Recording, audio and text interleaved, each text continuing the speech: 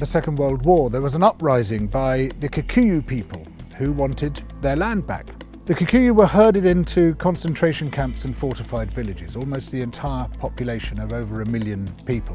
People were systematically tortured to death. They invented a new kind of pliers whose purpose was first to crush men's testicles and then to cut them off. They raped women with bayonets. They raped men. Similarly, a favoured technique was to ram sand up the rectum with a stick. Sometimes they were rolled up in barbed wire and kicked around the compound until they bled to death. Some of the British soldiers boasted about this. This is within living memory. The Colonial Secretary lied about it. The papers documenting it were burnt.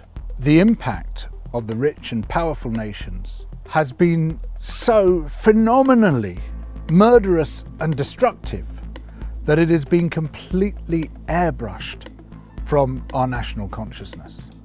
In order to justify the land-grabbing colonial projects, you had to create an ideology. We, the Europeans or the Americans, have come to rescue the rest of the world from its depravity and backwardness.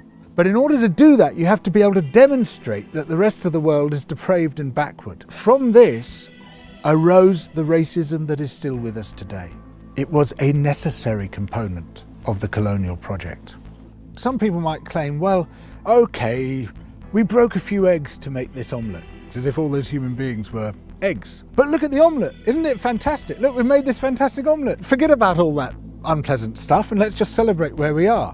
Where we are is a continuation of the project. We commodified people's land and people's labour and turned it into our property. We're also destroying the rest of the living world alongside it. We don't have to be like this. We are the same human beings as anybody else. We're all part of the same big human family. We just have to recognise that, accept that. And of course, within Western countries, there are plenty of brilliant people resisting colonisation, both internal colonisation within our own countries and external colonisation of other people's countries. These are the voices which must come to the fore, those who emphasise altruism and kindness and generosity and empathy for others, those who recognise that skin colour and any other difference of language, of religion, of background is completely irrelevant by comparison to what we share, which is our humanity.